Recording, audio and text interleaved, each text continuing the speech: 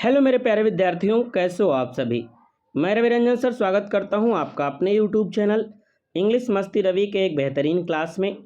विद्यार्थियों, आज की क्लास में हम लोग पढ़ेंगे poetry chapter 7 Macavity mystery cat का ऑब्जेक्टिव क्वेश्चन।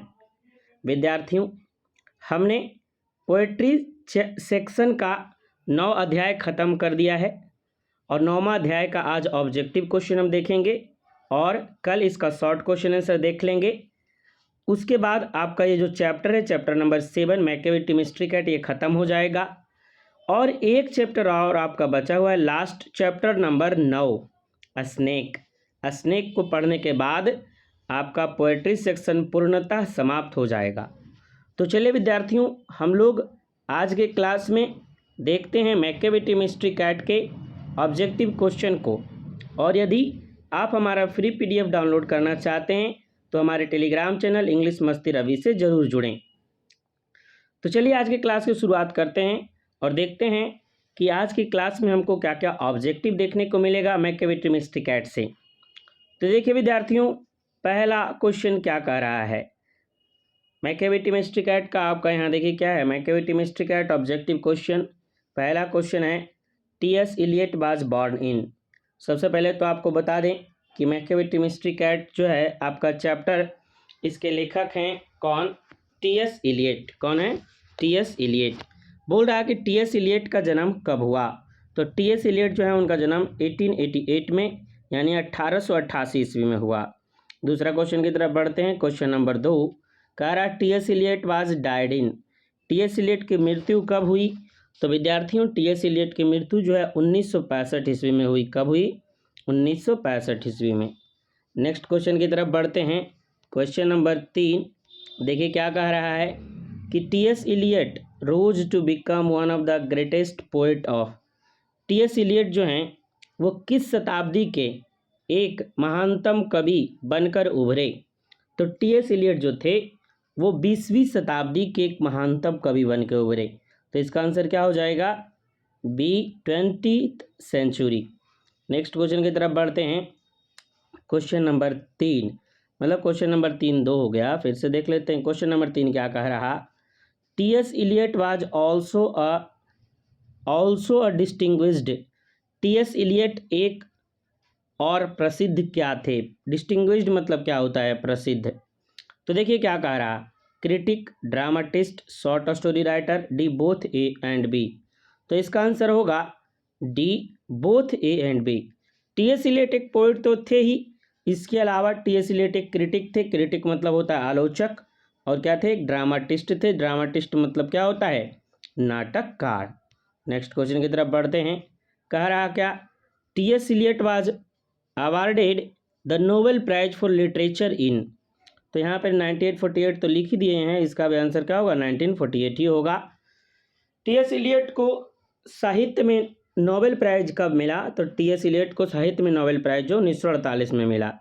नेक्स्ट क्वेश्चन देखते हैं। क्वेश्चन नंबर 5 कह रहा T S. Eliot best known poems are.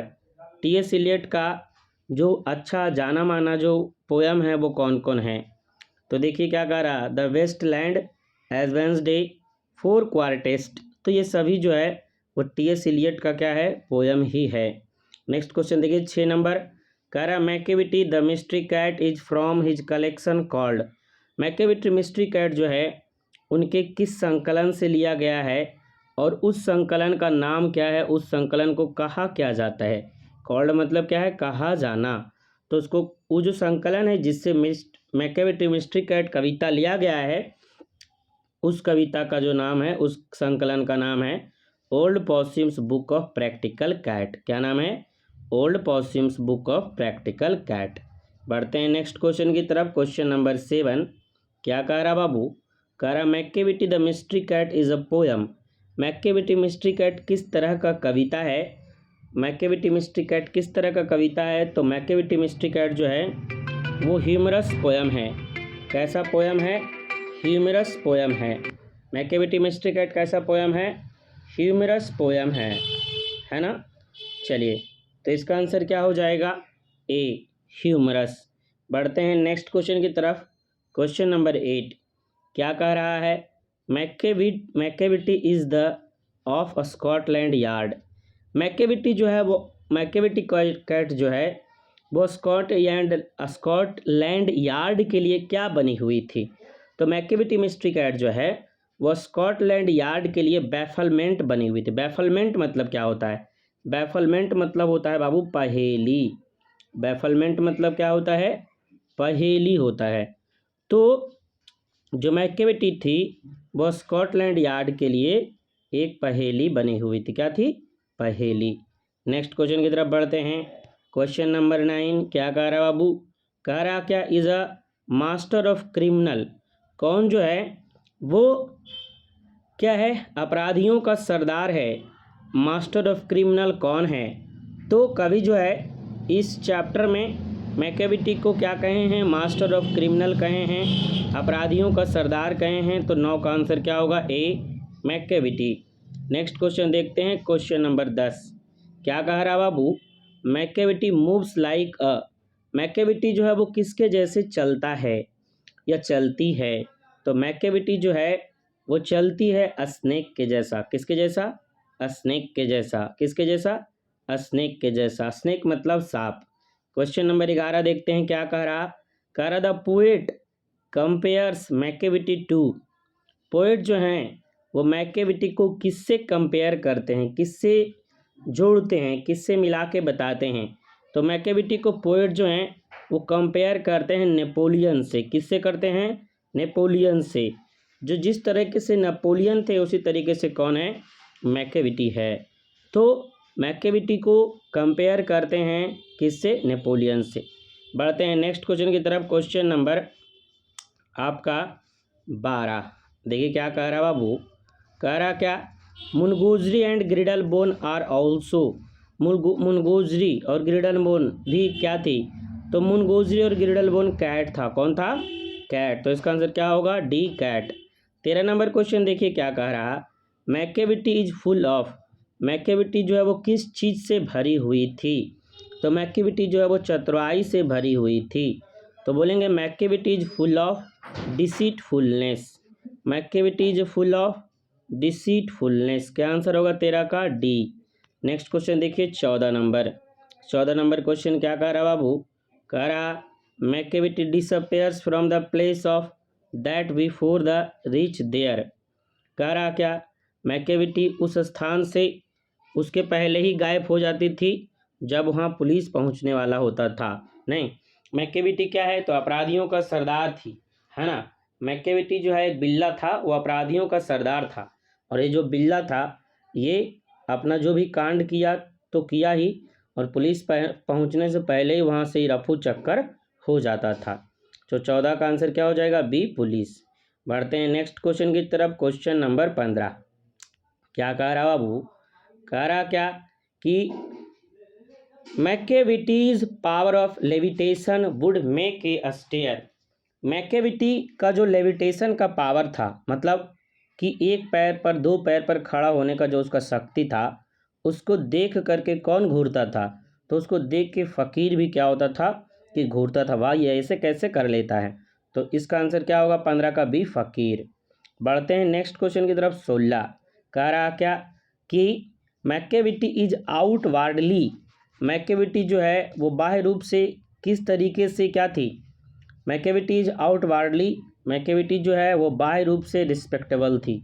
उसको बाह्य रूप से क्या था? वो सम्मानीय था, है ना। मैकेविटी इज आउटवार्डली रिस्पेक्टेबल, है ना। तो इसका आंसर क्या होगा? रिस्पेक्टेबल। बढ़ते हैं नेक्स्ट क्वेश्चन की तरफ। नेक्स्ट क्वेश्चन देखिए क्या कह रहा? नेक्स्ट क्वेश्चन कह रहा बाबू 17 नंबर। कह रहा Macavity's footprint. Macavity's footprints are not found in any one of Scotland Yard. Macavity का जो फुटप्रिंट है, पद चिन्ह, वह स्कॉटलैंड यार्ड, यानी जैसे हमारा राष्ट्रपति भवन है वैसे ही वहाँ स्कॉटलैंड में स्कॉटलैंड यार्ड है।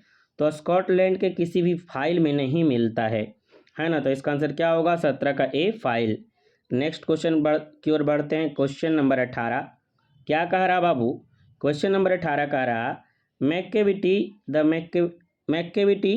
Macavity cats has been taken from. ये मैकेविटी जो कैट है, ये पोयम, ये कहाँ से लिया गया है? तो ये हमने आपको पहले भी बताया कि मैकेविटी जो पोयम है ये लिया गया है old Possum's book of practical cat से।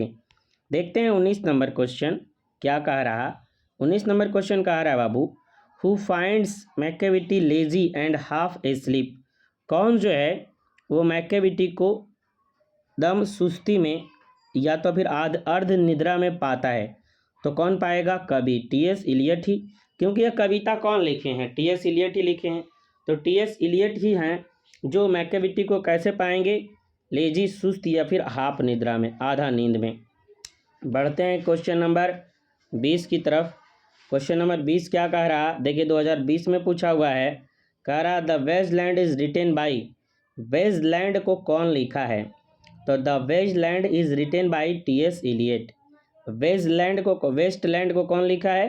तो वेस्टलैंड को लिखे हैं टी.एस. इलियट। बढ़ते हैं नेक्स्ट क्वेश्चन की तरफ। क्वेश्चन नंबर 21 क्या कह रहा? क्वेश्चन नंबर 21 कह रहा क्या कि the Wastelands has been composed by. Westland को किनके द्वारा कंपोज किया गया है, किनके द्वारा लिखा गया है? तो वेस्टलैंड को लिखा गया है टी.एस. इलियट के द्वारा। देखते हैं 22 नंबर क्वेश्चन क्या कह रहा? कह रहा for he is fiend in feline shape a monster of depravity is a line from. कह रहा वो जो बिल्ला है वो बिल्ली के शेप में क्या है? एक शैतान है, और शैतान का क्या है? देवता है ना। ये लाइन कहाँ से लिया गया है? तो ये जो लाइन लिया गया है मैकेविटी द मिस्ट्री कैट से। नेक्स्ट क्वेश्चन देखिए 23 नंबर। कह रहा क्या कि there never was a cat of such deceitfulness and suavity is a line from. कह रहा क्या कि इस तरह का जो बिल्ली है, इस तरह का चतुर और चापलूस बिल्ली, इस तरह का चतुर और चापलूस बिल्ली हमने आज तक नहीं देखा। ये लाइन कहाँ से लिया गया है? तो ये भी लिया गया है मैकेविटी मिस्ट्री कैट से। तो इसका भी आपका जो आंसर है वो क्या होगा? इसका भी आंसर है वो सी ही होगा, मैकेविटी मिस्ट्री कैट। बढ़ते हैं क्वेश्चन नंबर 24 और 25 तक आपका लास्ट क्वेश्चन है। कह रहा 24 नंबर देखिए, he is broken every human law is taken from. Macavity जो है वो प्रत्येक मानवीय नियम को क्या करती है? तोड़ती है। ये कहाँ से लिया गया है?